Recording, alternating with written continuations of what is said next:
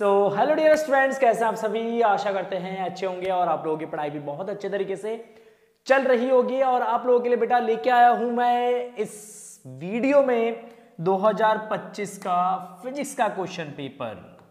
2025 physics का question paper आप लोगों के लिए लेके आ चुका हूं बेटा।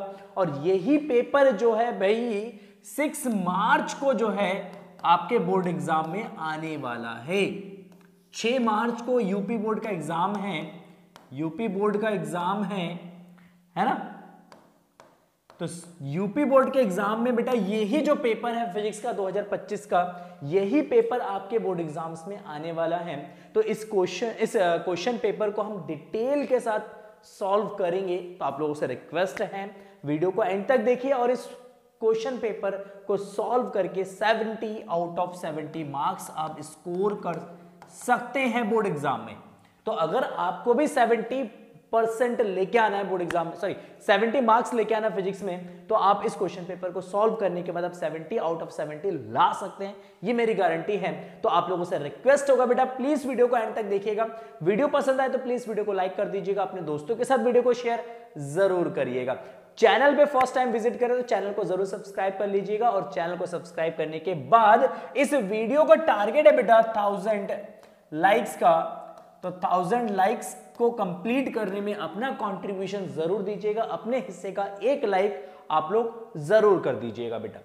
ठीक, तो चलिए क्वेश्चंस पेपर सॉल्व करते हैं 2025 भौतिक विज्ञान का। 2025 का क्वेश्चन पेपर है भाई। 2025 का क्वेश्चन पेपर मैथमेटिक्स एनालिसिस पे पहली बार आप लोगों के लिए लेके आए गोविंद सर। चलिए देखिए, सबसे पहला क्वेश्चन खंड अ पहला क्वेश्चन ऑब्जेक्टिव है, 1 नंबर का क्वेश्चन है बेटा। पहला क्वेश्चन ऑब्जेक्टिव 1 मार्क्स का क्वेश्चन है। क्वेश्चन क्या है यहां पे, ई गतिज ऊर्जा के एक कण का लुईस डी ब्रोगली तरंगदैर्घ्य होता है। डी ब्रोगली तरंगदैर्घ्य का कौन सा इक्वेशंस यहां पे सही है वो आपको मार्क करना है। कौन सा इक्वेशन सही है ये आपको मार्क करना है बेटा। जल्दी से बताइएगा मुझे कमेंट सेक्शन में इस क्वेश्चन का क्या आंसर हो सकता है। क्योंकि आपने डी ब्रोगली चैप्टर पढ़ा है, ड्यूअल नेचर्स आपने पढ़ा है, मैंने आपको पढ़ाया है और डिटेल में वन शॉट एनालिसिस के अंदर, वन शॉट वीडियो के अंदर जो है ये चैप्टर्स हम लोगों ने कवर किया था। बेसिक से बेसिक्स पॉइंट्स को हम लोगों ने इस चैप्टर के अंदर कवर किया था वन शॉट वीडियो में। अगर आपने वन शॉट वीडियो नहीं देखा बेटा प्लेलिस्ट को विजिट करिए और जाके आप वन शॉट वीडियो को जरूर देखिएगा बेटा। ठीक है, तो ई गतिज ऊर्जा के एक कण का लुईस डी ब्रोगली तरंगदैर्घ्य क्या होता है, जल्दी से बताइए कमेंट सेक्शन में। आपके पास 4 ऑप्शन है, first, second, third and fourth. चलिए मैं बता देता हूं, अगर आपको नहीं पता है तो मैं यहां पे बताता हूं। देखिए लैम्डा इज इक्वल टू क्या होता है बेटा, एच अपॉन पी होता है और पी इज इक्वल टू होता है बेटा रूट ऑफ 2m के यहां पे गतिज ऊर्जा है, बट यहां पे गतिज ऊर्जा ई दे रखा है तो के को ई से रिप्लेस कर देंगे तो इक्वेशन आ जाएगा बेटा रूट ऑफ 2me। अब बताइए मुझे कमेंट सेक्शन में, अब बता दीजिए कौन सा ऑप्शन सही है। अब मैच करके बता दीजिए कौन सा ऑप्शन सही है कमेंट सेक्शन में। फर्स्ट, सेकंड, थर्ड, फोर्थ में से 4 में से कौन सा ऑप्शन सही है, जल्दी से बता दीजिए मैच करके। यस, जिन बच्चों ने सही आंसर दिया है फर्स्ट जो है सही आंसर है, बहुत सारे बच्चों ने अब सही आंसर दिया है। तो फर्स्ट ऑप्शन जो है हमारा करेक्ट हो जाएगा, lambda is equal to h upon root of 2me। Root of 2me हो जाएगा इसका करेक्ट आंसर। चलिए सेकंड पार्ट है आपका क्वेश्चन का। सेकंड पार्ट, यदि इलेक्ट्रॉन का अनुगमन वेग vd तथा विद्युत क्षेत्र की तीव्रता E हो तो निम्नलिखित में से कौन सा संबंध ओम के नियम का पालन करता है। इनमें से कौन सा नियम ओम के नियम का पालन करता है, कौन सा इक्वेशन जो है वो ओम के नियम का पालन करता है, ये आपको बताना भाई। जल्दी से बताइए 4 options. Vd is proportional to E square, Vd is equal to नियतांक, Vd is proportional to E and Vd is proportional to root E। Vd is proportional to root E। 4 options है आपके पास, first, second, third and fourth. बताइए कौन सा options correct है ना। ओम के नियम के संबंध में कौन सा नियम पालन करता है ये आपको बताना है। चलिए बताते हैं। देखो Vd का इक्वेशन होता है, अनुगमन वेग का समीकरण होता है, इक्वेशन जो होता है ये होता है बेटा, सूत्र जो होता है E capital E divided by m into tau. तो अगर हम यहां पे बात करेंगे तो Vd is proportional to E, तो Vd जो है वो किसके प्रोपोर्शनल होगा, E के प्रोपोर्शनल होगा। तो VD is proportional to E, तो इसके अकॉर्डिंग अगर हम बात करेंगे बेटा तो ऑप्शन नंबर 3 करेक्ट है। तो जिन बच्चों ने ऑप्शन 3 चूज किया है वो करेक्ट होंगे, और जिन बच्चों ने गलत आंसर दिया वो भी आप करेक्ट कर लीजिए बेटा। ऑप्शन नंबर 3 जो है इसका करेक्ट है, VD is proportional to E हो जाएगा इसका आंसर। चलिए सर दूसरे क्वेश्चन में, नेक्स्ट क्वेश्चन है गौ नंबर, प्रकीर्णित अल्फा कण का पथ होता है वृत्ताकार, परवलयाकार, दीर्घवृत्ताकार, अति परवलयाकार। जो प्रकीर्णित कण है, जो स्कैटर्ड अल्फा पार्टिकल का जो पाथ होता है वो क्या होगा, वृत्ताकार होगा, परवलयाकार होगा, दीर्घवृत्ताकार होगा, अति परवलयाकार होगा। 4 ऑप्शंस आपके पास है, जल्दी से बताइएगा मुझे कौन सा ऑप्शंस करेक्ट है। 4 ऑप्शंस आपके पास दे रखे हैं, 4 में से बताइए कौन सा ऑप्शन आपका करेक्ट है। यस, जिन बच्चों ने आंसर दिया है सेकंड ऑप्शन परवलयाकार पैराबोलिक पाथ में, तो वो हमारा करेक्ट है, क्योंकि प्रकीर्णित कण अल्फा कण का जो पाथ होता है वो कैसा होता है बेटा, परवलयाकार होता है, वो इस तरीके से जाता है। जैसे ये नाभिक होता है, अल्फा पार्टिकल्स को आप स्कैटर्ड करते हैं तो अल्फा पार्टिकल इस तरीके से निकल जाता है। ये पथ जो है वो आपका परवलयाकार होता है, परवलय के आकार का होता है, ठीक, परवलयाकार होता है। चलिए बात करते हैं नेक्स्ट क्वेश्चन की। क्वेश्चन घ क्या कह रहा है, क्वेश्चन घ में उत्तल लेंस की फोकस दूरी अधिकतम है। उत्तल लेंस की जो फोकस दूरी है बेटा अधिकतम है, किसके लिए अधिकतम होगा, पहला नीले प्रकाश के लिए, दूसरा हरे प्रकाश के लिए, तीसरा लाल प्रकाश के लिए और चौथा पीले प्रकाश के लिए। 4 ऑप्शंस आपके पास दे रखा है, हरा, नीला, लाल, पीला। हरा, नीला, लाल, पीला, 4 ऑप्शंस दे रखा है। बताओ हरा, नीला, लाल, पीले में से कौन सा ऑप्शन करेक्ट होगा। उत्तल लेंस की फोकस दूरी, क्या ये कलर्स पे डिपेंड करता है। उत्तल लेंस की फोकस दूरी क्या ये कलर पे डिपेंड करता है, करता है डिपेंड कलर पे। हमने कहा बिल्कुल करता है कलर पे। हमने कहा देखो लेंस मेकर फॉर्मूला अगर हम डिस्कस करें बेटा 1/f is equal to 1/f is equal to mu minus 1 bracket में 1/r1 माइनस 1/r2। तो अगर हम यहाँ पे मोटा मोटा एक रिलेशंस देखें बेटा, अगर हम मोटा मोटा यहाँ पे एक रिलेशंस देखें तो मोटा मोटा आप एक रिलेशंस देख सकते हैं। यहाँ पे क्या रिलेशंस देख सकते हैं, तो मोटा मोटा रिलेशंस ये बन सकता है कि 1/f is proportional to mu या f इज प्रोपोर्शनल टू 1/म्यू। तो किसके लिए म्यू का वैल्यू ज्यादा होगा, इन सारे कलर्स में किसके लिए म्यू का वैल्यू ज्यादा होगा, कैसे पता चलेगा। तो हमने कहा देखो म्यू की डिपेंडेंसी देखो, तो कॉची रिलेशंस के according mu is equal to a plus b by lambda square plus c by lambda की power 4। a plus b by lambda का square plus c by lambda की पावर 4। तो इसका मतलब लैम्डा अगर ज्यादा होगा तो म्यू का वैल्यू कम होगा, और म्यू का वैल्यू अगर कम हुआ तो इसका मतलब f का वैल्यू ज्यादा होगा। f का वैल्यू क्या होगा, ज्यादा होगा। तो किसके लिए, तो सबसे ज्यादा मैक्सिमम जो वेवलेंथ होता है बेटा वो रेड कलर का होता है। तो रेड कलर का वेवलेंथ ज्यादा होगा, वेवलेंथ का मतलब हो गया तरंगदैर्घ्य ज्यादा होगा। तो इसका तरंगदैर्घ्य ज्यादा है तो इसलिए इसका रिफ्रैक्टिव इंडेक्स कम होगा। इसका वेवलेंथ क्या है भाई, मैक्सिमम है, इसलिए इसका म्यू जो है वो आपका मिनिमम होगा, और म्यू मिनिमम होगा तो फोकल लेंथ क्या होगा भाई, मैक्सिमम होगा। फोकल लेंथ जो f है वो हमारा मैक्सिमम होगा। तो ऑप्शन नंबर आपका 3 करेक्ट है, option number 3 is the correct answer. Option number 3 is the correct answer. ठीक है, चलिए आगे बढ़ते हैं और देखते हैं नेक्स्ट क्वेश्चन, 5th पार्ट आपका। यदि प्रत्यावर्ती धारा परिपथ में केवल संधारित्र हो तो परिपथ में वह शक्ति होगी। वाह क्या सिंपल सा क्वेश्चन है। इतना सिंपल क्वेश्चन 2025 के बोर्ड एग्जाम में पूछा जाएगा उम्मीद नहीं है।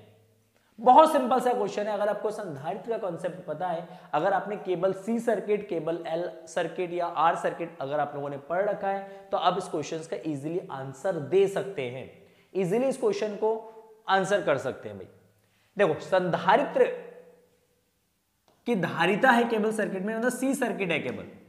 तो अगर केबल सी सर्किट है बेटा तो सी सर्किट के लिए जो फेज डिफरेंस होता है 5, वो कितना होता है भाई, 0 डिग्री होता है। फेज डिफरेंस सॉरी 90 डिग्री होता है, 0 नहीं 90 होता है। कितना होता है भाई, 90 डिग्री होता है। और 90 डिग्री होने का मतलब cos फाई का वैल्यू क्या हो जाएगा भाई, cos फाई आपका 0 हो जाएगा। अगर cos फाई 0 है तो एवरेज पावर आपका क्या हो जाएगा, 0 हो जाएगा। तो एवरेज पावर कितना होगा बेटा, 0 होगा। तो ऑप्शन नंबर सेकंड, तो जिन बच्चों ने ऑप्शन सेकंड चूज किया है वो सही है भाई। ऑप्शन सेकंड जिन्होंने चूज किया है वो सही है, ऑप्शन सेकंड वाला सही है। P is equal to 0, P is equal to 0। चलिए आगे बात करते हैं। दो बिंदु आवेशों को वायु में एक निश्चित दूरी पर रखने पर उनके बीच 80 न्यूटन का बल कार्य करता है। जब इन्हीं आवेशों को एक परावैद्युत माध्यम में इतनी ही दूरी पर रखा जाता है तो इस पर 8 न्यूटन का बल कार्य करता है। माध्यम का परावैद्युतांक होगा, माध्यम का परावैद्युतांक होगा K बराबर -10, K बराबर +10, K बराबर 0.01 and K is equal to -0.01, -0.01। देखो इसको आप डायरेक्टली आंसर कर सकते हैं बिना सॉल्यूशंस के। अगर आपको डाइलेक्ट्रिक का थोड़ा बहुत कॉन्सेप्ट पता है, अगर आपको थोड़ा बहुत भी कॉन्सेप्ट अगर डाइलेक्ट्रिक का पता है, थोड़ा बहुत डाइलेक्ट्रिक्स के बारे में आपको पता है, तो आप इजीली इस क्वेश्चंस का आंसर कर सकते हैं। देखो डाइलेक्ट्रिक्स का जो वैल्यू होता है बेटा, ये कभी भी नेगेटिव नहीं होता है, कभी भी नेगेटिव नहीं होता है। ये दोनों तो आंसर गलत हो गए क्योंकि इन दोनों का वैल्यू क्या दे रखा है भाई, नेगेटिव दे रखा है। तो ये तो ऑप्शन से हट गए क्योंकि K का वैल्यू नेगेटिव नहीं हो सकता है। अच्छा K का वैल्यू 1 से लेस भी नहीं हो सकता। K का जो वैल्यू है it is not less than 1, ये लेस देन 1 नहीं हो सकता है भाई, क्योंकि वैक्यूम का ही डाइलेक्ट्रिक कांस्टेंट 1 होता है। उससे कम किसी भी मटेरियल का, किसी भी माध्यम का डाइलेक्ट्रिक कांस्टेंट हो ही नहीं सकता है।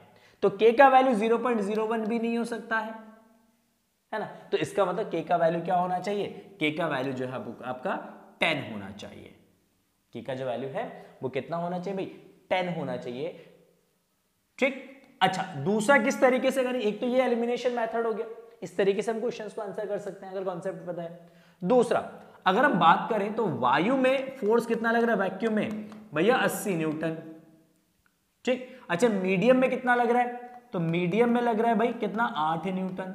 तो डाइलेक्ट्रिक कांस्टेंट का फॉर्मूला होता है K is equal to F vacuum divide by F medium at vacuum. Vacuum जो है वो आपका 8 है और मीडियम में सॉरी वैक्यूम में 80 है, मीडियम में 8 है, तो ये कितना आएगा बेटा आपका 10 आ जाएगा। तो डाइलेक्ट्रिक कांस्टेंट K का जो वैल्यू है वो कितना आ जाएगा भाई 10 हो जाएगा, कितना जाएगा 10 हो जाएगा, ठीक। तो ऑप्शन नंबर जो है आपका सेकंड जो है वो सही है। तो जिन बच्चों ने सेकंड ऑप्शन सही करेक्ट किया है वो सही है भाई, उनका आंसर सही है। चलिए अब स्टार्ट करते हैं खंड व। यहां से स्टार्ट होता है बेटा 2 मार्क्स के क्वेश्चन, क्योंकि खंड व में जो है ये 2 नंबर के क्वेश्चंस सॉरी 2 नंबर नहीं 1 नंबर का क्वेश्चन पूछा जाता है। तो ये 1 मार्क्स का है, कितने मार्क्स का भाई 1 मार्क्स का है। क्या कह रहा है क्वेश्चन कि लेंस की वायु में फोकस दूरी एवं लेंस को द्रव में डुबोने पर उसकी फोकस दूरी का अनुपात ज्ञात कीजिए। वायु में फोकस दूरी निकालना है और जब उसको किसी द्रव में डुबोया जाएगा तो उस केस में उसकी फोकस दूरी निकालना और दोनों की फोकस दूरियों का अनुपात निकालना है। देखो सबसे पहले वायु में अगर हम बात करते हैं बेटा, किसमें वायु में, तो वायु में फोकस दूरी जो 1/FA is equal to 1/FA is equal to that is μg -1 bracket में 1/r1 - 1/r2। अच्छा द्रव में क्या होगा, तो द्रव में हो जाएगा ये आपका 1/FL, L का मतलब लिक्विड हो गया, that is L μg -1। Liquid के रिस्पेक्ट में ग्लास का रिफ्रैक्टिव इंडेक्स लेंगे, क्योंकि अब ग्लास जो आपका लेंस है वो कहां डुबोया हुआ है भाई, वो द्रव के अंदर डुबोया हुआ है। तो इसका मतलब द्रव्य के सापेक्ष कांच का अपवर्तनांक निकाला जाएगा। किसके सापेक्ष, जल के द्रव्य के सापेक्ष कांच का अपवर्तनांक निकाला जाएगा। तो L μg -1 और ये आपका जो 1/r1 - 1/r2। हमने कहा इन दोनों इक्वेशंस को आप डिवाइड कर दो, इसको भी डिवाइड कर दो और इसको भी डिवाइड कर दो। दोनों इक्वेशंस को डिवाइड कर दोगे तो ये टर्म्स आपस में कैंसिल आउट हो जाएगा, ये कैंसिल आउट हो जाएगा, कर दो कैंसिल। ये FL ऊपर चला जाएगा, FA नीचे आ जाएगा, तो ये आपका जो FL/FA is equal to that is μg -1 divided by L μg -1। तो ये हो गया हमारा फोकल लेंथ का अनुपात, फोकल लेंथ का अनुपात FL और FA का जो है अनुपात आ गया, that is μg -1 divide by L μg -1 हो जाएगा। ठीक है, क्लियर है। चलिए बात करते हैं दूसरे क्वेश्चन की। अच्छा, जिन बच्चों ने अभी तक वीडियो को लाइक नहीं करा है बेटा, जल्दी से वीडियो को लाइक कर दो और एक प्यारा सा कमेंट सेक्शन में जरूर लिख दीजिएगा। और जो बच्चे फर्स्ट टाइम चैनल पे विजिट करें, जो बच्चे फर्स्ट टाइम चैनल पे विजिट करें, तो बेटा जरूर चैनल को सब्सक्राइब करिएगा, क्योंकि इस चैनल पे मैथमेटिक्स फिजिक्स के ढेरों सारे वीडियोस हम आप लोगों के लिए फ्री ऑफ कॉस्ट लेके आते हैं। ना कोई गैस, ना कोई कुछ, ओनली मटेरियल। अगर बाकी चैनलों पे जाओगे ना, थंबनेल कुछ होता है, वीडियो के अंदर कुछ होता है, बाकी फिर कहते हैं वीडियो में कि जाओ और जाके पेड कोर्स ले लो, पेड कोर्स में हम सब कुछ पढ़ाएंगे। ठीक, तो थंबनेल कुछ लगा देते हैं, अंदर वीडियो के अंदर कुछ चलता है और बाद में आके प्रमोशंस जो है वो पेड कोर्स का चलता है। यहां पे मैथमेटिक्स एनालिसिस पे ऐसा कुछ नहीं है, हम पेड कोर्स नहीं बेचते हैं। ठीक है, हम केवल आपको सॉलिड कंटेंट प्रोवाइड करते हैं, सॉलिड कंटेंट जिससे बच्चा यूट्यूब से भी अपनी प्रिपरेशंस कर सके, बच्चा यूट्यूब से भी अपनी प्रिपरेशंस कर सके, अपनी मैथमेटिक्स और फिजिक्स की प्रिपरेशंस को कंप्लीट कर सके। इसलिए नो गैस, नो बकवास, only and only content, solid content. ठीक है, चलिए देखिए दूसरा अगर हम बात करें, सेकंड क्वेश्चन है, हाइड्रोजन परमाणु में इलेक्ट्रॉन के मूल ऊर्जा स्तर में आयनन विभव कितना होगा? मूल ऊर्जा स्तर में आयनन विभव कितना होता है? मूल ऊर्जा स्तर में मतलब ग्राउंड स्टेट की बात कर रहे हैं, तो ग्राउंड स्टेट में इसका आयनन विभव क्या होगा, आयनाइजेशन पोटेंशियल क्या होगा? ठीक है, तो अगर हम बात करते हैं बेटा, देखो हाइड्रोजन परमाणु के nth स्टेट की जो एनर्जी होता है, ये होता है बेटा माइनस का 13.6 divided by n square electron volt, electron volt. यहां पे कह रहा है मूल ऊर्जा स्तर की बताना है, तो मूल ऊर्जा स्तर का मतलब n का वैल्यू कितना रख देंगे भाई, 1 रख देंगे। ग्राउंड स्टेट की बात कर रहा है, फर्स्ट स्टेट की बात कर रहा है ये, तो n का वैल्यू 1 रख देंगे, तो E1 क्या हो जाएगा, तो E1 हो जाएगा माइनस का 13.6 डिवाइडेड बाय 1 का स्क्वायर इलेक्ट्रॉन वोल्ट, तो ये जाएगा माइनस का 13.6 इलेक्ट्रॉन वोल्ट। ओहो सर, तो इसका आयनन विभव कितना हो जाएगा ग्राउंड स्टेट का, तो ये आयनन विभव हो जाएगा बेटा 13.6 वोल्ट, क्योंकि ग्राउंड स्टेट की ये इलेक्ट्रॉन वोल्ट में है, तो इलेक्ट्रॉन को हटा दो तो वोल्ट बचता है, तो ग्राउंड स्टेट की जो आयनन विभव है वो कितना होगा भाई, 13.6 वोल्ट होगा। ठीक, तो 13.6 वोल्ट जो है वो आयनन विभव होता है। एक नंबर का क्वेश्चन है, तो जस्ट आपको केवल इसका आंसर लिखना है अगर आपको पता है तो। चलिए नेक्स्ट आपका है गौ नंबर क्वेश्चन है। गौ नंबर क्वेश्चन में आपसे क्या कह रहे हैं, विद्युत चालकता की परिभाषा एवं बीमीय सूत्र लिखिए। तो हमें यहां पे विद्युत चालकता की परिभाषा लिखना है और बीमीय सूत्र लिखना है। ठीक है, तो विद्युत चालकता की परिभाषा अगर हम लिखते हैं, तो विद्युत चालकता, इसकी परिभाषा सिंपल है, विद्युत प्रतिरोध के व्युत्क्रम को विद्युत प्रतिरोधकता या विशिष्ट प्रतिरोध, क्या बोल सकते हैं इसको, विशिष्ट प्रतिरोध के प्रतिलोम को, अब यहां पे लिख दो प्रतिलोम, प्रतिलोम को विद्युत चालकता कहते हैं, चालकता कहते हैं। तो जो विशिष्ट प्रतिरोध है बेटा, विशिष्ट प्रतिरोध के व्युत्क्रम को ही हम क्या बोलेंगे भाई, चालकता बोलेंगे। ठीक, तो ये तो हो गया इसका डेफिनेशन, सिंपल सा डेफिनेशन। ठीक, याद करिएगा। नेक्स्ट आपसे पूछा भाई बीमीय सूत्र क्या होगा, बीमीय सूत्र बताइए इसका।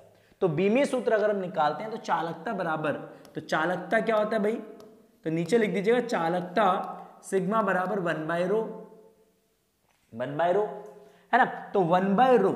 अच्छा, रो इज इक्वल टू क्या होता है, रो का क्या कहते हैं मात्रक क्या होता है, तो रो का मात्रक होता है बेटा ओम मीटर। क्या होता है, ओम मीटर, ओम मीटर होता है। रो, हाँ ठीक है, ओम मीटर होता है। अच्छा ये ऊपर जाएगा तो क्या जाएगा, ओम इनवर्स मीटर इनवर्स। तो ये तो हो गया इसका मात्रक, क्या हो गया इसका मात्रक। अच्छा इसी मात्रक से हम क्या निकालेंगे, इसकी बीमा निकाला जाएगा। कैसे निकालेंगे इसकी बीमा, अगर बीमा आपको याद है, देखो सिंपल सी बात है, अगर याद है तो डायरेक्टली आप लिख दो। तो मेरी तो ये मानना है कि अगर आपको याद नहीं है तो सिंपली आप ड्राइव करके ही दिखा दो, 1 नंबर का क्वेश्चन है भले ही, बट आपको ड्राइव करके दिखाना है, ठीक। तो ओम मीटर, अच्छा ओम का डायमेंशंस क्या होता है, ओम की बीमा क्या होता है, नहीं याद है सर, कैसे निकालेंगे। तो हमने कहा ओम की बीमा अब निकाल सकते हो, देखो R इज इक्वल टू क्या था भाई, V अपॉन I। तो हमने कहा V क्या होता है, तो V होता है W बाई क्यू, तो W बाई क्यू इंटू आई। तो हमने कहा W की तो बीमा आपको पता है, चलो बहुत बढ़िया। तो W की बीमा होता है भाई ml स्क्वायर टी माइनस 2।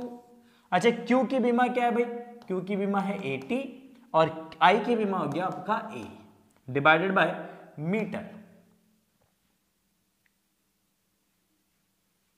अच्छा ये ओम इनवर्स हो गया, क्या हो गया भाई, ओम इनवर्स। तो इसका इनवर्स कर देंगे, पावर ले लेंगे माइनस का 1, मीटर का हो जाएगा L, तो ये L इनवर्स हो जाएगा, इनवर्स तो ये ऊपर चला जाएगा, तो A स्क्वायर टी, या ऐसे कर लो, ऐसे ऐसे पहले सॉल्व कर लो फिर उसका रेसिप्रोकल ले लेंगे, ये ऊपर चला जाएगा, तो ml स्क्वायर, ये t ऊपर जाएगा तो माइनस का हो जाएगा, तो माइनस का 2 माइनस का 1 माइनस का 3 हो जाएगा, और a माइनस 1 हो जाएगा कि पावर -1 इंटू एल माइनस 1। इसका माइनस पावर करेंगे तो इसकी पावर -1 से सबकी मल्टीप्लाई कर दो, तो ये m minus 1 l minus 2 t plus 3 a plus 2 है यहाँ पे a2, और l यहाँ पे कितना भाई -1, तो l माइनस 2 माइनस 1, तो ये आपका जाएगा m minus 1 l minus 3 t cube a2, ठीक है, ये हो जाएगा इसकी बीमा। तो अगर आपको याद है तो लिखो, नहीं याद है तो ड्राइव कर लो इस तरीके से, ठीक है। क्या जाएगा m minus 1 l minus 3 t cube और a स्क्वायर हो जाएगा इसकी बीमा, ठीक है, क्लियर है। चलिए आगे बात करते हैं, नेक्स्ट क्वेश्चन पे चलते हैं। क्वेश्चन है आपका घ, क्या कह रहा है क्वेश्चन घ में, प्रत्यावर्ती धारा परिपथ में प्रयुक्त अमीटर धारा के किस मान को व्यक्त करता है। जो अमीटर है ये अमीटर धारा के किस मान को व्यक्त करता है, तो अमीटर धारा के वर्ग माध्य मूल मान को रिप्रेजेंट करता है, वर्ग माध्य मूल मान को बताता है, ठीक है ना। तो ये धारा के वर्ग माध्य मूल मान को व्यक्त करता है या उसको नापता है। तो अगर जब भी अमीटर का रीडिंग आएगा तो अमीटर के रीडिंग को हम आरएमएस वैल्यू कंसीडर करते हैं। मान लो अगर अमीटर ने 10 एम्पियर का करंट मेजर किया तो 10 एम्पियर जो है वो करंट का क्या हो जाएगा, वो आरएमएस वैल्यू हो जाएगा। ऐसे ही वोल्ट मीटर भी वोल्टेज के आरएमएस वैल्यू को क्या करता है, मेजर करता है, मतलब उसके वर्ग माध्य मूल मान को निकालता है या उसको मेजर करता है। चलिए देखिए नेक्स्ट है, होल पर कितना आवेश होता है। होल पर कितना आवेश होता है, पीएन संधि डायोड का परिपथ संकेत बनाइए। देखो पीएन संधि डायोड का आपको क्या निकालना है, परिपथ संकेत बनाना है। तो हमने कहा होल पर कितना आवेश होता है, तो होल पर आवेश होता है,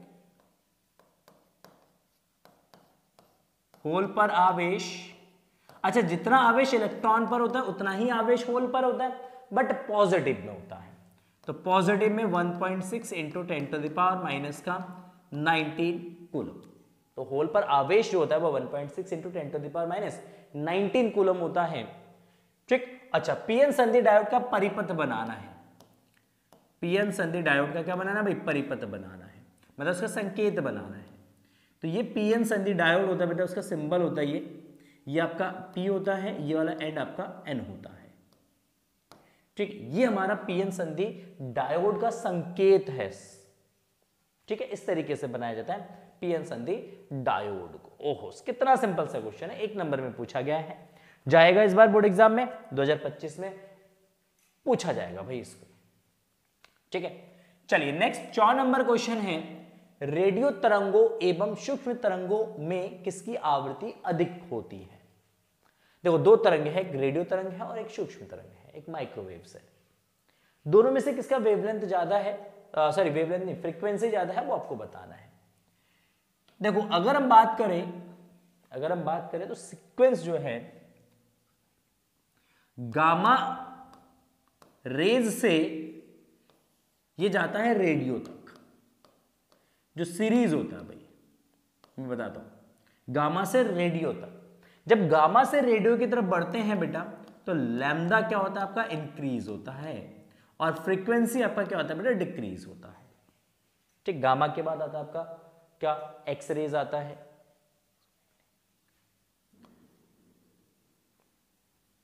ठीक, गामा आता है आपका सबसे पहले, ठीक, गामा के बाद एक्स आता है, एक्स के बाद विजिबल आता है, एक्स वाई ने गामा,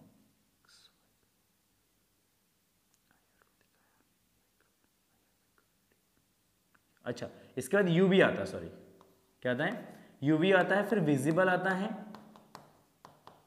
ठीक, उसके बाद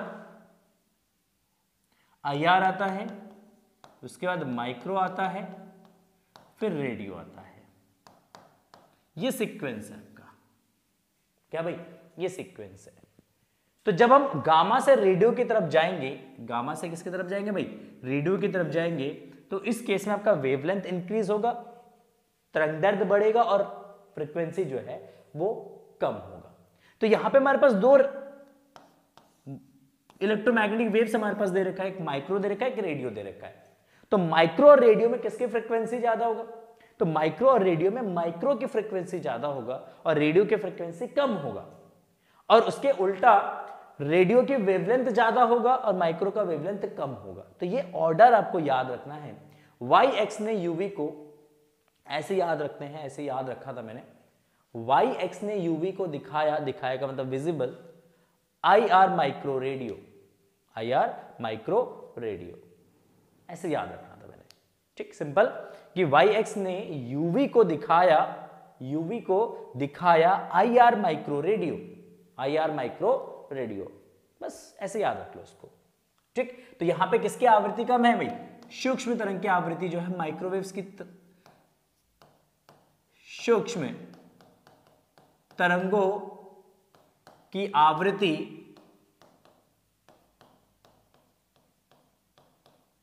रेडियो तरंगों से अधिक है। ठीक है, सूक्ष्म तरंगों की जो आवृत्ति है वो रेडियो तरंगों से अधिक है। ये इस क्वेश्चन का क्या हो जाएगा, उत्तर हो जाएगा। याद कर लेना बेटा, याद कर लेना भाई, ठीक है, याद कर लेना। चलिए आ जाते हैं क्वेश्चन नंबर 3 के क पार्ट में। सेक्शन हमारा है खंड 100, सेक्शन है हमारा खंड 100, ठीक है। सेक्शन सी, क्या कह रहा है क्वेश्चन, क्वेश्चन क है आपका कि नाभिक के द्रव्यमान क्षति एवं बंधन ऊर्जा को परिभाषित कीजिए। दोनों की डेफिनेशन लिखना है, बंधन ऊर्जा को भी की परिभाषा लिखना, द्रव्यमान क्षति की भी आपको परिभाषा लिखना है। क्या डेफिनेशन है, तो सबसे पहले द्रव्यमान क्षति की परिभाषा लिखेंगे, द्रव्यमान क्षति की परिभाषा लिखेंगे भाई। 2 नंबर का क्वेश्चन है, 1-1 नंबर की डेफिनेशन है, 2 नंबर का क्वेश्चन है, 1-1 नंबर की डेफिनेशन। द्रव्यमान क्षति क्या होता है, द्रव्यमान क्षति, तो द्रव्यमान क्षति होता है भाई, द्रव्यमान क्षति होता है न्यूक्लियनों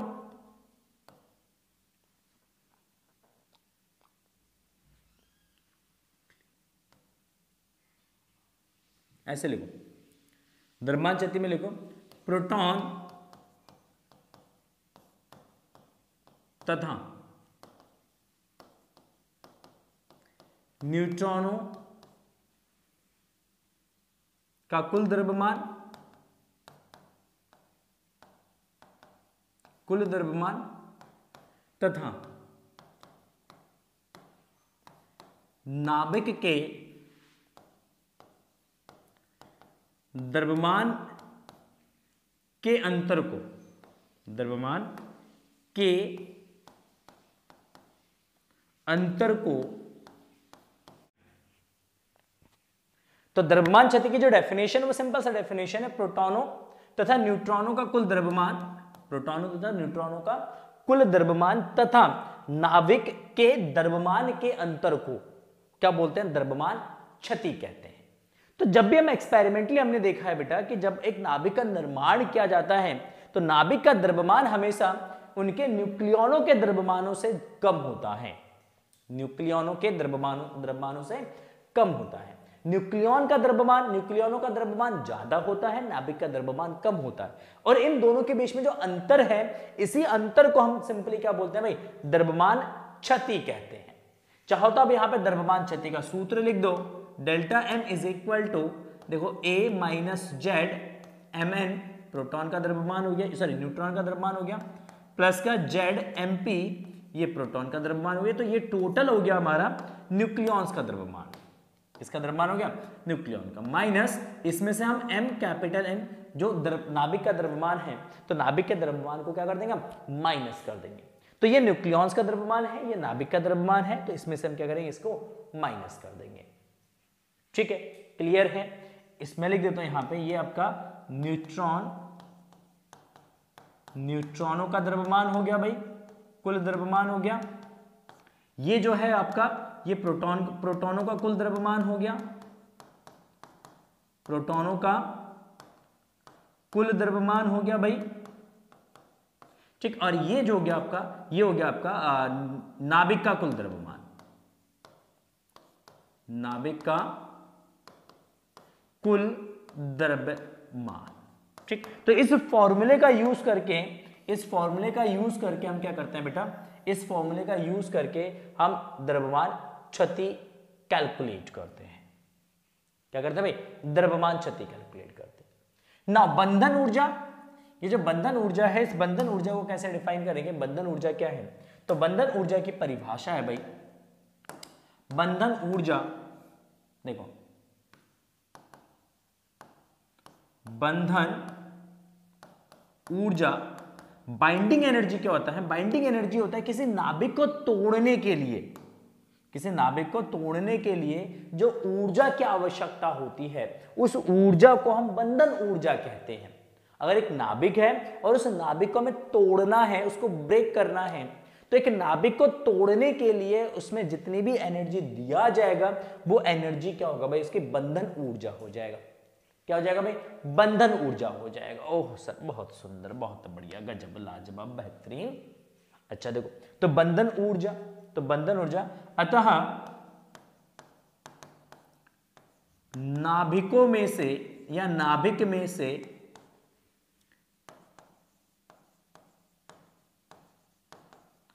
न्यूक्लियनों को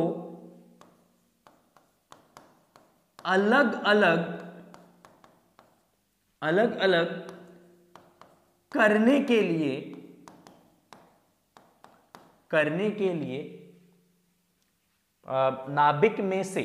नाभिक में से न्यूक्लियनों को अलग अलग करने के लिए जितनी ऊर्जा की आवश्यकता होती है, उस ऊर्जा को बंधन ऊर्जा कहते हैं।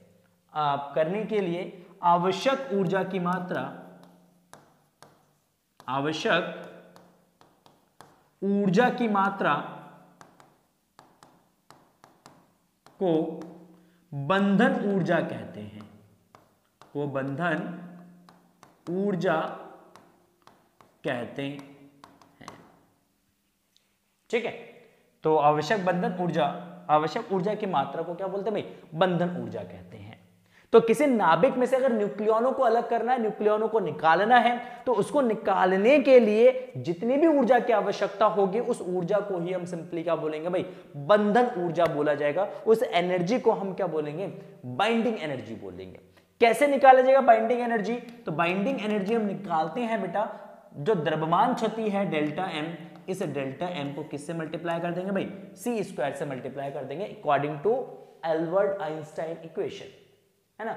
एल्बर्ट आइंस्टाइन का ऊर्जा समीकरण है भाई, E is equal to delta m into c square. Delta m यहां पे हमारे क्या है भाई, बंधन ऊर्जा है। क्या है, बंधन ऊर्जा है। चलिए बात करते हैं नेक्स्ट, बात करते हैं नेक्स्ट क्वेश्चन की। क्वेश्चन है आपका न्यूमेरिकल है, यहां पे क्वेश्चंस को हमें क्राउन कांच से द्विउत्तल लेंस बनाना है। एक क्राउन कांच है, इससे हमें द्विअवतल लेंस बनाना है, सॉरी उत्तल नहीं अवतल, द्विअवतल लेंस बनाना है। लेंस के पृष्ठों की त्रिज्या कितनी रखी जाए कि लेंस की क्षमता 2.5 डायोप्टर हो, क्राउन कांच का अपवर्तनांक 1.65 है। तो हमें यहां पे बताना है कि जो द्विअवतल लेंस है उस द्विअवतल लेंस की त्रिज्या क्या होनी चाहिए, वो त्रिज्या आपको कैलकुलेट करना है। तो द्विअवतल लेंस दे रखा है, इसका मतलब जो उसकी त्रिज्या है दोनों बराबर है, परिमाण वाइज, परिमाण में वो दोनों क्या होंगे, आपस में बराबर होंगे। अगर परिमाण में आपस में बराबर है तो हम यहां पे लेट कर लेते हैं, मान लेते हैं बेटा, मान लेते हैं R1 जो है भाई ये किसके बराबर है, -R के बराबर है, और R2 जो है ये आपका +R के बराबर हो जाएगा। क्यों? क्योंकि द्विअवतल में पहला R1 नेगेटिव होता है और R2 पॉजिटिव होता है। ये साइन कन्वेंशन आपको याद होना चाहिए। क्षमता आपका दे रखा है भाई, P दे रखा है कितना, 2.5 डायोप्टर, 2.5 डायोप्टर दे रखा है। अच्छा, अपवर्तनांक कितना दे रखा है, म्यू, तो ये म्यू का वैल्यू दे रखा है 1.65। ओहो सर बहुत बढ़िया। तो लेंस की क्षमता का सूत्र यहां पे यूज करेंगे भाई, क्षमता का सूत्र यूज करेंगे। क्षमता P बराबर होता है mu minus one 1/R1 - 1/R2। ओहो सर बहुत बढ़िया, 1/R1 - 1/R2 हो जाएगा। अच्छा, क्षमता कितना, तो माइनस का 2.5 डायोप्टर बराबर म्यू 1.65 माइनस का 1, R1 आपका है माइनस का R तो माइनस का R, और R2 आपका है प्लस का R तो 1/R हो जाएगा ये। ठीक है, चलिए बहुत बढ़िया। तो ये हो गया माइनस का 2.5 बराबर, तो ये आपका जो है 1.65 में से एक घटा देंगे तो 0.65 बचेगा, 0.65, और 1/R - 1/R दोनों ही माइनस का टर्म्स है, दोनों को ऐड करोगे तो कितना हो जाएगा भाई, तो ये आपका जब माइनस का 2/R, क्या जाएगा, माइनस का 2/R। तो देखो यहाँ पे माइनस से माइनस कैंसिल हो जाएगा, कर दो कैंसिल, माइनस से माइनस कैंसिल हो जाएगा तो कर दो कैंसिल। तो R क्या बचेगा, R इधर मल्टीप्लाई में चला जाएगा तो R बराबर हो जाएगा 0.65 इंटू 2 डिवाइडेड बाय आपका नीचे आ जाएगा 2.5 मीटर। किसमें आ जाएगा ये मीटर में आ जाएगा, क्योंकि D जो आपका पावर है वो डायोप्टर में दे रखा है, एसआई सिस्टम में दे रखा है, तो इसलिए R का वैल्यू भी एसआई में आ जाएगा। R का वैल्यू भी किसमें आएगा भाई, एसआई में। इसको सेंटीमीटर में बदल लेते हैं, तो 100 से मल्टीप्लाई कर देंगे बेटा, तो 0.65 गुणे 2 गुणे 100 बटा 2.5, हमने कहा पॉइंट हटा दो, 0 लगा दो, भाग कर दो उसको, 25 चौक 100, 40 आ जाएगा। कितना आ जाएगा, 40 आ जाएगा। देखो 4 दूना 8, 8 किससे गुणा कर दो, 8 पंजा 40 का 0 ऐसे लेगा 4, 8 चिंग 48, 48 और 4 कितना जगह 52 हो जाएंगे, 52 और 1 0 यहाँ से भी आ जाएगा। तो यहाँ से इसको अगर हम क्या करते हैं भाई, इसको अगर हम देखें तो 65 ठीक तो है, पॉइंट आएंगे, 0 लगा देंगे, 25 से इसको भाग करेंगे तो 25 चौक 100, 40 हो जाएगा। ये 40 की 2 से मल्टीप्लाई करेंगे तो कितना आएगा, 80 हो जाएगा। ठीक है, कितने प्लेस बाय डेसिमल है भाई, 2 प्लेस बाय डेसिमल है, तो 2 प्लेस बाय डेसिमल लगा देंगे तो ये 52 आ जाएगा। तो R का वैल्यू कितना आ गया भाई, R कितना आ गया, ये प्लस का 52 आ गया भाई। तो जो द्विउत्तल लेंस अगर हम बनाएंगे तो इसकी जो फोकस दूरी है, सॉरी वक्रता त्रिज्या जो है वो कितना रखना है भाई, 52 सेंटीमीटर हमें रखना पड़ेगा। ठीक, तो 52 centimetre is the correct answer. बहुत सिंपल सा क्वेश्चन है, जस्ट आपके पास डेटा दे रखा है, हमने फॉर्मूले में वैल्यू सब्स्टिट्यूट करना है, फॉर्मूले में वैल्यू सब्स्टिट्यूट करने के बाद आपको जस्ट क्या करना है बेटा, सॉल्व करना है, पूरा सॉल्यूशंस करना है आपको इसका। ठीक है, चलिए बात करते हैं नेक्स्ट क्वेश्चन की। नेक्स्ट आपका गौ नंबर क्वेश्चन है, पीएन संधि डायोड के अग्र अभिनत स्थिति में इसके प्राचलन को समझाइए। प्राचलन को समझाना है, प्राचलन को समझाने का मतलब अग्र अभिनत की स्थिति को आपको एक्सप्लेन करना है यहाँ पे, कि जो पीएन संधि डायोड है वो अग्र अभिनत की स्थिति में कब होता है और किस तरीके से उसमें करंट फ्लो होता है। तो पीएन संधि डायोड अग्र अभिनत में तब होंगे बेटा, जैसे ये पीएन संधि है, ये इसका पी टर्मिनल है, ये इसका एन टर्मिनल है। हम जब इसको एक बैटरी के साथ कनेक्ट करेंगे क्या करेंगे, एक बैटरी के साथ कनेक्ट करेंगे तो P को हम बैटरी के पॉजिटिव से और N को हम बैटरी के नेगेटिव से कनेक्ट करेंगे तो ये अग्र अभिनत में होगा, अग्र अभिनत में है, ये अग्र अभिनत में पीएन संधि है। ठीक है, अब देखो इसमें जब हम क्या करेंगे, अब अग्र अभिनत में जब हम पीएन संधि डायोड को ऑपरेट कराएंगे तो जब ऑपरेट कराएंगे तो जैसे जैसे हम पोटेंशियल को इंक्रीज करेंगे तो पीएन संधि डायोड से क्या होगा भाई, आपका पीएन संधि डायोड से करंट फ्लो होगा, पीएन संधि डायोड से करंट फ्लो होगा। तो करंट एंड पोटेंशियल के बीच में अगर हम बात करते हैं, पोटेंशियल के बीच में अगर हम बात करते हैं ग्राफ कैसा मिलेगा आपको, तो ये आपका I, ये आपका V।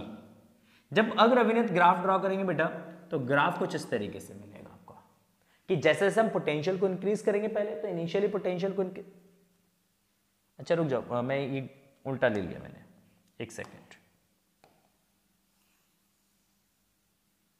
ठीक, ये आपका करंट हो जाएगा I, ये आपका पोटेंशियल हो जाएगा V, इसका पोटेंशियल। जैसे जैसे हम पोटेंशियल को इंक्रीज करेंगे बेटा, पोटेंशियल को इनिशियली इंक्रीज करेंगे तो इनिशियली करंट फ्लो नहीं होगा, ये इस पॉइंट के बाद करंट फ्लो ना स्टार्ट होगा। इस पोटेंशियल को हम बोलते हैं, इस पोटेंशियल को हम क्या बोलते हैं भाई, V नॉट को हम क्या बोलते हैं, इसको कट ऑफ पोटेंशियल बोलते हैं या कट इन पोटेंशियल बोलते हैं, सॉरी इसको बोला जाता है कट इन पोटेंशियल।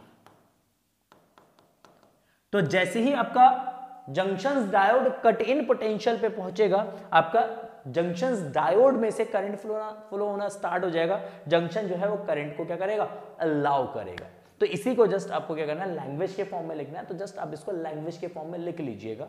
दो कितने नंबर, दो नंबर का क्वेश्चन है, दो डायग्राम्स बना देंगे, एक नंबर का इसमें मिल जाएगा और एक नंबर आप जस्ट इस दोनों के बारे में थोड़ा थोड़ा एक्सप्लेनेशन लिख देना कि पीएन संधि डायोड जो है किस स्थिति में अग्र अभिनत में होता है, और इस ग्राफ के बारे में बता देना कि इनिशियली जब हम करंट को पोटेंशियल को इंक्रीज करेंगे तो प्रारंभिक अवस्था में जंक्शन डायोड से धारा प्रवाहित नहीं होगा, बट जैसे ही पोटेंशियल आपके कट इन पोटेंशियल पे पहुंचेगा, जैसे कट इन पोटेंशियल को वो ब्रेक करेगा, जैसे ब्रेक करेगा तो जंक्शंस में से करंट फ्लो होना स्टार्ट होगा, और जंक्शंस में करंट फ्लो होना स्टार्ट होगा जैसे जैसे हम पोटेंशियल को इंक्रीज करेंगे, करंट जो है वो शार्पली या एक्सपोनेंशियली इंक्रीज होना स्टार्ट हो जाएगा।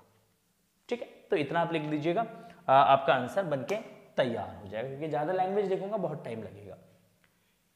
चलिए नेक्स्ट क्वेश्चन आपका घ नंबर है, अमीटर में शंट प्रतिरोध के मान को बढ़ा देने पर उसके परास तथा सुग्राहिता पर क्या प्रभाव पड़ता है। कह रहे अमीटर के शंट प्रतिरोध के मान को बढ़ा देने पर उसके परास, उसका रेंज और उसकी सुग्राहिता पर क्या प्रभाव पड़ता है, ये आपको बताना है, ये आपको क्या करना है, बताना है। ठीक है,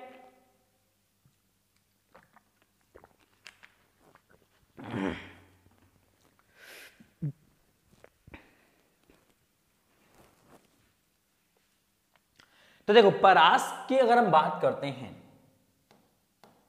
किसकी बात करते हैं, शंट का मान। देखो शंट प्रतिरोध का मान होता S is equal to that is IG divide by I minus IG into capital G।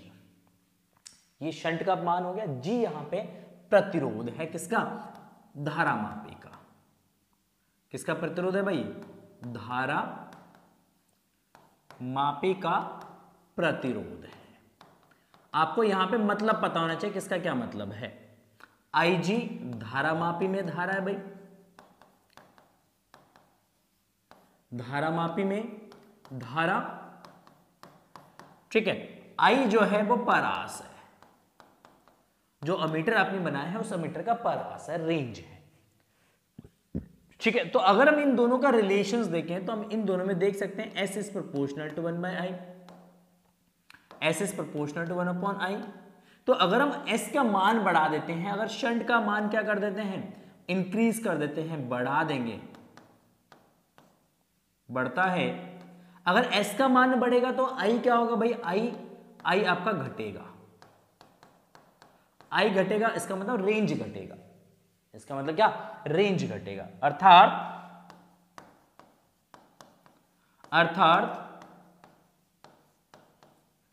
Ammeter का रेंज मतलब परास घटेगा। ओह सर, बहुत सुंदर, बहुत बढ़िया, बहुत सुंदर, बहुत बढ़िया। चलिए भाई, बहुत सुंदर, बहुत बढ़िया। ये तो हो गया फर्स्ट पार्ट का एक्सप्लेनेशन। नेक्स्ट आपसे क्या पूछा है, नेक्स्ट आपसे पूछा भाई सुग्राहिता पर क्या प्रभाव पड़ेगा। आपसे पूछा भाई ये बताओ, जो सुग्राहिता है, जो इसकी सेंसिटिविटी है, सेंसिटिविटी पे क्या फर्क पड़ेगा, क्या इफेक्ट पड़ेगा सेंसिटिविटी पे। तो सेंसिटिविटी पे अगर हम इफेक्ट निकालते हैं तो सुग्राहिता का फॉर्मूला क्या होता है। सेकेंड पार्ट, सुग्राहिता सेंसिटिविटी। तो सुग्राहिता सेंसिटिविटी होता है बेटा, देखो करंट सेंसिटिविटी होता है IS या VS लिख दो, voltage sensitivity, voltage sensitivity VS, that is NBA divided by K। VS that is NBA divided by K। अच्छा, ये धारा सुग्राहिता का फॉर्मूला, तो सॉरी ये किसका फॉर्मूला है, ये धारा सुग्राहिता का फॉर्मूला है, करंट सेंसिटिविटी का फॉर्मूला है IS। तो IS is equal to NBA upon K। देखो यहां पे अगर हम इस फॉर्मूले को ऑब्जर्व करें, इस सुग्राहिता के फॉर्मूले को ऑब्जर्व करें, तो इस सुग्राहिता के फॉर्मूले में शंट का कहीं कोई जिक्र नहीं है, शंट का कहीं कोई जिक्र नहीं है। गैल्वेनोमीटर मतलब धारामापी की जो सुग्राहिता है वो n पे निर्भर करता है, n यहाँ पे फेरों की संख्या है, चुंबकीय क्षेत्र के मान पर निर्भर करता है, जो कॉइल आपने बनाया है उस कॉइल के क्षेत्रफल पर निर्भर करता है, जो स्प्रिंग उसके अंदर यूज हुआ है उस स्प्रिंग के कांस्टेंट पे डिपेंड करता है, टॉर्शन कांस्टेंट जिसको हम बोलते हैं, ठीक है। तो इन फैक्टर्स पे डिपेंड करता है। इसका मतलब S बढ़ता है, S अगर क्या होगा भाई, बढ़ेगा तो IS नियत रहेगा, इस पे कोई फर्क नहीं पड़ेगा। मतलब धारामापी की सुग्राहिता पर कोई प्रभाव नहीं पड़ेगा, कोई चेंज नहीं होगा, धारामापी की सुग्राहिता सेम एज इट इज रहेगा, उसमें कोई चेंज नहीं आएगा। क्लियर है, यहां तक समझ में आता है भाई, यहां तक समझ में आता है। तो बढ़ते हैं आगे दूसरे क्वेश्चन में। देखो सेक्शन है आपका कॉ, सेक्शन है आपका कॉ, ठीक। कॉ सेक्शन में क्या है भाई, क्वेश्चन है यहां पे आपका, देखो क्या क्वेश्चन दिया है, क्या क्वेश्चंस बोल रहा है भाई, क्वेश्चंस क्या कह रहा है हमसे। कह रहे यदि कांच के एक पतले प्रिज्म को जल में डुबो दे, एक कांच का प्रिज्म है और उसको हम जल में डुबो दें, तो सिद्ध कीजिए कि प्रिज्म द्वारा उत्पन्न न्यूनतम विचलन वायु के सापेक्ष 1/4 रह जाएगा, 1/4 रह जाएगा। दिया है जल का अपवर्तनांक, सॉरी कांच का अपवर्तनांक 3/2, जल का अपवर्तनांक 4/3 दे रखा है। देखो सबसे पहले हम यहां पे निकालते हैं, क्या निकालेंगे वो देख लेते हैं सबसे पहले। तो ANG कितना दे रखा है भाई, 3/2। अच्छा ANW कितना दे रखा है, 4/3। तो WNG क्या हो जाएगा, जल के सापेक्ष कांच का अपवर्तनांक क्या होगा, तो जल के सापेक्ष कांच का अपवर्तनांक हो जाएगा बेटा ANG डिवाइडेड बाय ANW। तो ये आपका जाएगा 3/2/4/3, 3 ऊपर चला जाएगा तो यह 9/8, क्योंकि 3 ऊपर चला जाएगा और ये 2 नीचे आ जाएगा, 4 दूना 8 और 3 3 9, 9/8 हो जाएगा, ठीक। देखो वायु में सबसे पहले हम बात करते हैं वायु में, है ना। तो वायु में अपवर्तनांक क्या होगा वो देख लेते हैं। तो प्रिज्म द्वारा उत्पन्न न्यूनतम विचलन वायु के सापेक्ष 1/4 रह जाता है। तो वायु में क्या होगा न्यूनतम विचलन, विचलन कोण क्या होगा भाई, पतले प्रिज्म के लिए है, यहां पे देखो यहां पे लिखा हुआ है पतला प्रिज्म है भाई, तो पतले प्रिज्म के अपवर्तनांक, सॉरी विचलन कोण का फॉर्मूला यूज करेंगे, पतले प्रिज्म का फॉर्मूला यूज करेंगे। तो पतले प्रिज्म के लिए क्या होता है formula, del is equal to that is n-1 into a होता है, n-1 इंटू ए होता है। ठीक, क्योंकि वायु में लिख रहे हैं तो हम इसको ऐसे लिखेंगे बेटा, del a that is a n g -1, और यहां पे आपका आ जाएगा कैपिटल ए प्रिज्म कोण है। कैपिटल ए क्या है? प्रिज्म कोण है। ओहो सर बहुत बढ़िया। तो del a is equal to a n g भाई 3/2, तो ये 3/2 माइनस का 1, और ये आपका जब ए 3/2 माइनस का 1, तो ये 1/2 ए के बराबर हो जाएगा। That is del a, equation number 1 हो गया ये आपका, इक्वेशन फर्स्ट हो गया। ठीक, चलिए बात करते हैं जल में। किसकी बात करते हैं? जल की बात करते हैं। तो जल में क्या हो जाएगा भाई सेकंड केस में? तो जल में ये हो जाएगा बेटा डेल डब्ल्यू that is WNG -1 into a. WNG क्यों लेंगे? WNG इसलिए लिया जाएगा क्योंकि अब जो प्रकाश है वो जल से किस में जाएगा भाई? कांच में जाएगा, क्योंकि ग्लास प्रिज्म को हमने किसके अंदर डिप किया है? जल के अंदर डुबो रखा है उसको हमने जल के अंदर डुबो रखा है, इसीलिए डेल डब्ल्यू लिया जाएगा। तो del W is equal to WNG -1 into A हो जाएगा। ओह सर बहुत सुंदर। तो WNG कितना भाई? WNG हम निकाला हमने, WNG कितना? 9/8। तो ये 9/8 -1 इंटू ए, तो इसमें से इसको माइनस करेंगे तो कितना आएगा? 1/8 ए हो जाएगा बेटा। 9/8 में से 1 घटाएंगे तो एलसीएम ले लेंगे तो 8 आ जाएगा। 8 का 1 से गुणा कर देंगे तो 9 - 8 कितना बचेगा? ऊपर 1 बचेगा। बेसिक सा कैलकुलेशन है। तो ये आपका जो 1/8 इंटू ए हो जाएगा। बहुत बढ़िया, ये हो गया समीकरण नंबर 2। हमने कहा दोनों को भाग कर दो भाई, तो del W is equal to divided by del a is equal to 1/8 a divided by 1/2 a. इसका वैल्यू कितना है? 1/2 ए है। चलो बहुत बढ़िया भाई, ए से ए कैंसिल हो गया, 2 से इसको डिवाइड करेंगे तो कितना आएगा? 1/4 आ जाएगा। तो del W is equal to what? That is del a divided by 4। ये इसका 1/4 है, वायु के सापेक्ष 1/4 रह जाएगा। सही कह रहे हैं। यही हमें क्या करना था क्वेश्चन में? प्रूफ करना था कि del W is equal to del a divided by 4। Del a divided by 4 हो जाएगा। क्लियर है? तो आई होप क्वेश्चन समझ में आ रहा होगा। बहुत बढ़िया क्वेश्चंस 2025 के बोर्ड एग्जाम्स में आने वाला है बेटा।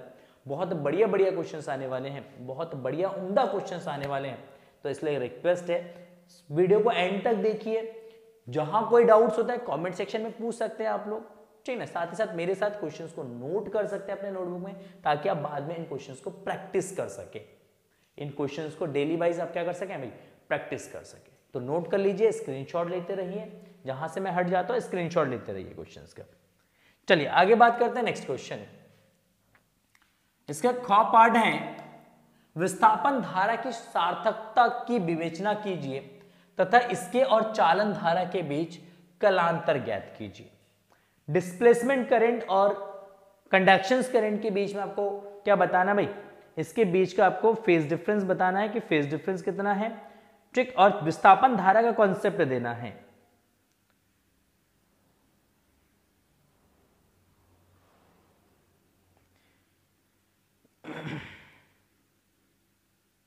जल्दी से आप मुझे कमेंट सेक्शन में बताइए डिस्प्लेसमेंट करंट का फॉर्मूला क्या होता है?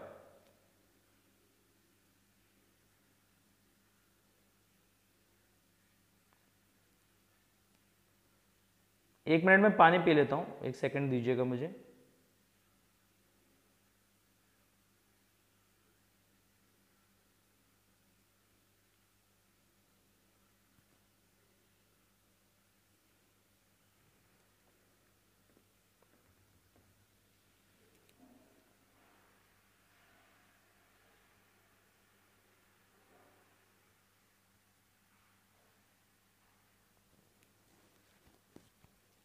यस, विस्थापन धारा की सार्थक विवेचना आपको करना है।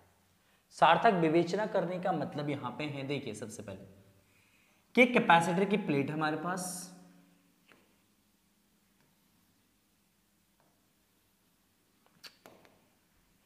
यहां से डायग्राम ले लेता हूं मैं।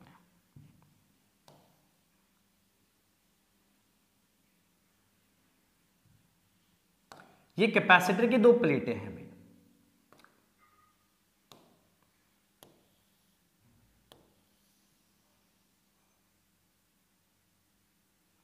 ये कैपेसिटर की दो प्लेटें हैं, ठीक। मान लेते हैं, देखो इन दोनों प्लेटों को जब आप किससे जोड़ोगे, एक बैटरी के साथ जोड़ दोगे, तो बैटरी क्या करेगा, इस ए प्लेट से कुछ इलेक्ट्रॉन लेके वो इस बी प्लेट को क्या कर देगा, ट्रांसफर कर देगा, और ये प्रोसेस चलता रहेगा, तब तक चलेगा जब तक कि कैपेसिटर हमारा फुली चार्ज नहीं हो जाता है।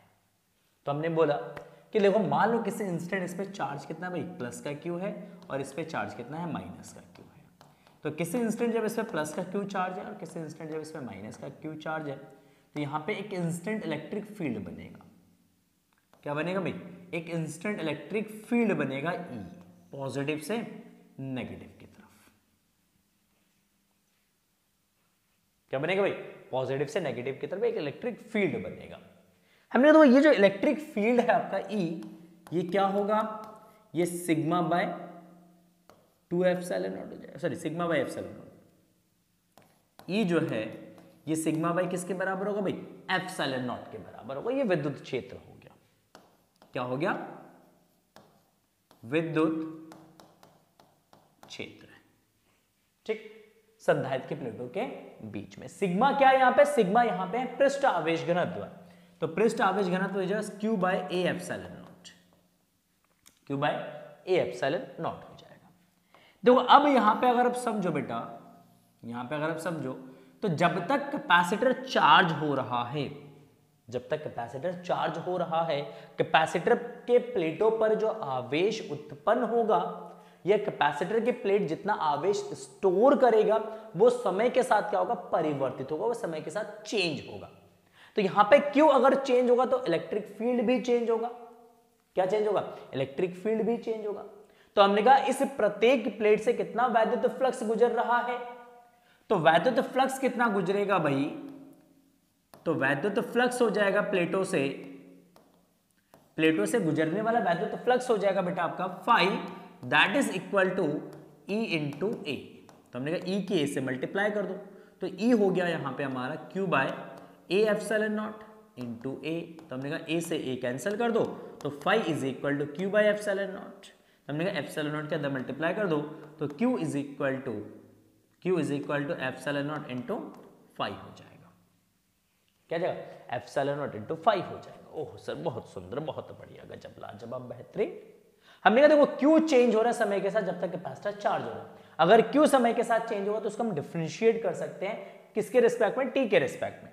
तो हमने कहा डिफरेंशिएट कर दो, तो differentiate with respect to t. अगर हम टी के रिस्पेक्ट में इसको डिफरेंशिएट करते हैं तो हमें क्या मिलेगा, तो हमें मिलेगा d q over d t is equal to epsilon naught d phi over d t. तो हमने कहा देखो d q over d t ये तो आवेश परिवर्तन की दर है, और इस आवेश परिवर्तन की दर को हम क्या बोलते हैं, धारा बोलते हैं। बट ये किसकी वजह से है, ये इस विद्युत फ्लक्स परिवर्तन की वजह से है। तो हमने कहा ये जो धारा है, इस धारा को हम क्या बोलेंगे भाई, विस्थापन धारा, विस्थापन धारा बोला जाएगा। तो हमने कहा जो विस्थापन धारा आईडी है ये बेसिकली किसके बराबर होगा, ये epsilon naught d phi over d t के बराबर होगा। ये किसके बराबर होगा, ये epsilon naught d phi over d t के इक्वल होगा। इसका मतलब जो विस्थापन धारा है वो किसकी वजह से उत्पन्न होता है, वो विद्युत फ्लक्स परिवर्तन की दर की वजह से। विद्युत फ्लक्स किस दर से परिवर्तित हो रहा है, विद्युत फ्लक्स किस रेट से चेंज हो रहा है, उस रेट से ही आपका डिस्प्लेसमेंट करंट मेजर होगा, और उसी वजह से ही आपका डिस्प्लेसमेंट करंट मतलब विस्थापन धारा जो है वो उत्पन्न होगा। तो आप यहां से डेफिनेशन लिख सकते हैं विस्थापन धारा की, डेफिनेशन लिख सकते हैं, ठीक, इसी फॉर्मूले के बेसिस पे। अच्छा तो ये तो हो गया आपका सार्थक विवेचना हो गया, किसके बारे में, डिस्प्लेसमेंट करंट के बारे में।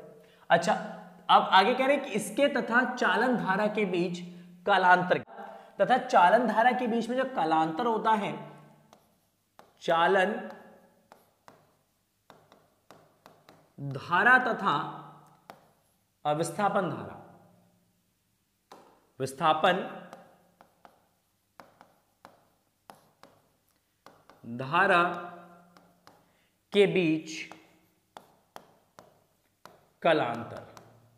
देखो इसके बीच कलांतर जो फाई होता है बेटा, ये π/2 होता है, π/2 रेडियन का कलांतर होता है। ठीक है, तो फेज डिफरेंस कितना होता है? π/2 का फेज डिफरेंस होता है चालन धारा और विस्थापन धारा के बीच का। ठीक, तो ये इस क्वेश्चन का कंप्लीट आंसर हो गया। ठीक, तो आज के वीडियो में बेटा बस इतना ही, क्योंकि अभी बहुत टाइम हो चुका है, करीब रात के 1 बज चुके हैं। कितने बज चुके हैं? 1 बजे हैं, और 1 बजे मैं आप लोगों के लिए वीडियो शूट कर रहा हूँ। बच्चे लिखा है मैंने, क्या सर आपकी हिंदी भी क्या है। 1 बजे मैं ये वीडियो शूट कर रहा हूँ आप लोगों के लिए, ताकि आप लोगों की प्रिपरेशन बहुत अच्छे तरीके से हो सके। ठीक, तो आज के वीडियो को बेटा यहीं पे एंड करेंगे। बाकी सेकंड पार्ट में, इसका पार्ट सेकंड में हम लोग बाकी के जो बचे हुए क्वेश्चन है 2025 में जो क्वेश्चन आने वाले हैं, 2025 का जो क्वेश्चन पेपर है उसके जो बाकी के जो सॉल्यूशंस है, बाकी के जो क्वेश्चंस है बेटा, इन क्वेश्चंस का डिस्कशंस, इन क्वेश्चंस का जो सॉल्यूशंस है वो हम पार्ट सेकंड में डिस्कस करेंगे। किसमें डिस्कस करेंगे भाई? पार्ट सेकंड में हम लोग डिस्कस करेंगे। तो अगर पार्ट सेकंड का अगर आप लोगों को वीडियो चाहिए बेटा, कमेंट सेक्शन में लिख दीजिएगा पार्ट सेकंड। कमेंट सेक्शन में लिखिए पार्ट सेकंड, और ये पार्ट सेकंड तभी अपलोड होगा जब इस वीडियो के कमेंट सेक्शन में बेटा 200 कमेंट्स कंप्लीट हो जाएंगे, और इस वीडियो पे आपका 1000 लाइक्स जो है ये कंप्लीट हो जाएंगे। 1000 लाइक्स चाहिए बेटा, और 200 कमेंट्स चाहिए, बस इतना ही चाहिए आप लोगों से। तो इस वीडियो को जो बच्चे देख रहे हैं प्लीज वीडियो को लाइक कर दीजिएगा, वीडियो पे प्यारा सा कमेंट लिख दीजिएगा। नहीं लिखते हैं प्यारा सा कमेंट तो अब लिख दीजिएगा पार्ट सेकंड, अगर आपको रिक्वायरमेंट है पार्ट सेकंड की। ठीक, डिमांड क्रिएट करिए, वीडियोस आपको मिलेंगे, तो इसलिए कमेंट सेक्शन में आपको लिखना पड़ेगा। अगर आप चैनल पे फर्स्ट टाइम विजिट कर रहे हैं तो चैनल को जरूर सब्सक्राइब करिएगा, क्योंकि इस चैनल पे हम आप लोगों के लिए लेके आते हैं मैथमेटिक्स और फिजिक्स के ढेरों सारे इंपॉर्टेंट वीडियोस, जिनसे आप अपनी प्रिपरेशंस को फ्री ऑफ कॉस्ट कर सकते हैं। हम इसके लिए आपसे कोई भी चार्ज नहीं लेते हैं, आपसे केवल चार्ज इतना ही लेते हैं कि आप वीडियो को लाइक कर दें और एक प्यारा सा कमेंट सेक्शन में जरूर कर दें। ठीक है, चलिए मिलते हैं नेक्स्ट वीडियो में, तब तक के लिए thank you and so much.